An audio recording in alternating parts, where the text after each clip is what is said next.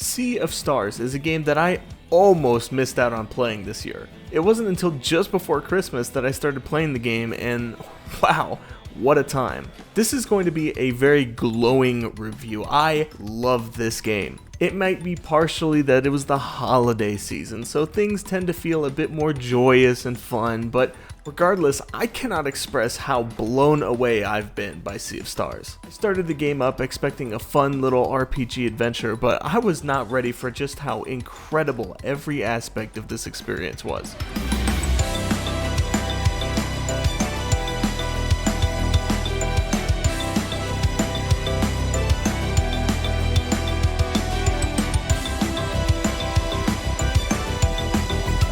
Sea of Stars is a JRPG and attempts to recapture what made the oldies great. Early Final Fantasy, Chrono Trigger, and even some Mario RPG can be felt as inspiration here. Now, truthfully, I didn't grow up playing these games, so I don't really have a sense of nostalgia for them, but that really doesn't matter here. Sea of Stars is not just a recapture of classic RPGs, it's a modernization, a refinement. Starting off, you don't even pick a difficulty, and the challenge of the game is instead dictated by what are called relics. These relics change all sorts of different aspects of the game, from giving you more health or making enemies deal more damage, all the way to making shops a bit cheaper.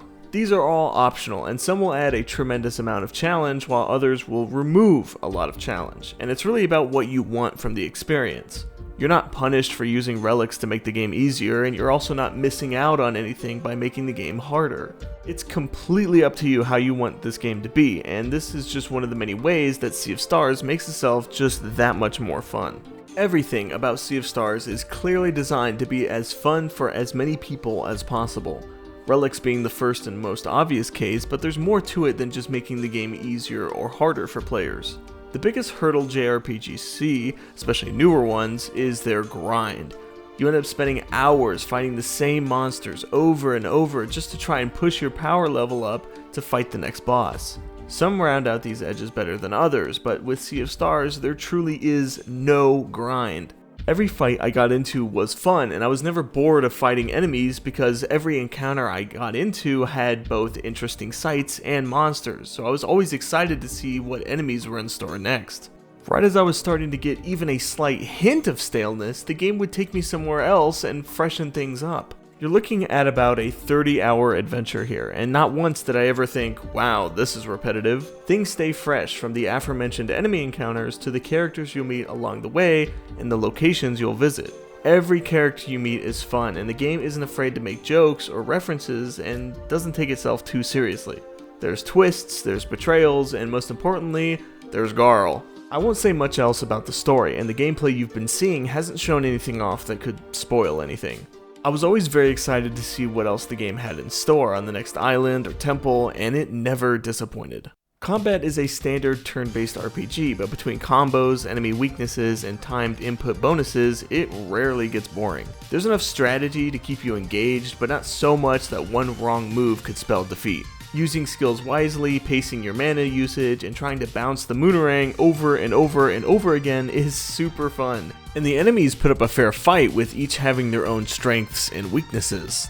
Pair this with a perfect soundtrack, and every fight will feel fun and interesting.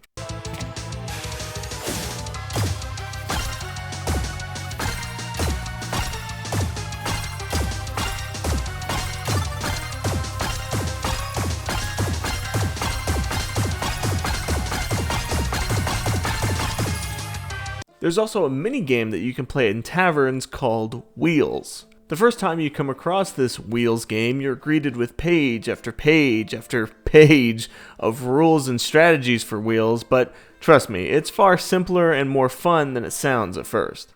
You spin, get this, wheels, and based on what you get on those wheels, you either build defenses or ready your units for an attack. It's basically a slot machine turned into a board game, but it's a ton of fun. I'm usually one who ignores minigames. I mean, I don't even know how to play Gwent, and I've played The Witcher 3 like 5 times.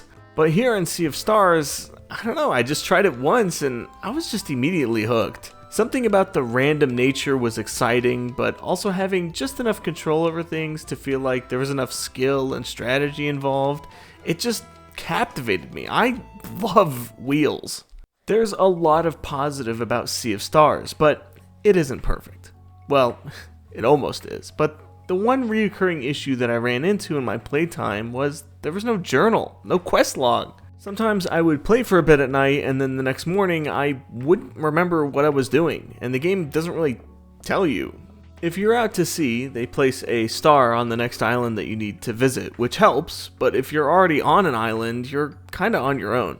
Sure, you can find a campground to ask your teammates, but often I would just kinda wander around until I eventually found my way forward. Granted, the game doesn't throw a lot of forks in the road at you. If you simply wander around and explore, you'll eventually find what you're looking for. It's a small nitpick, but one that kept coming up as I played. Regardless, my time spent with Sea of Stars was incredible, and I absolutely loved every minute of it. The characters and the story were fun, the combat was engaging, the pixel art was this. I mean, just look at it, this is amazing.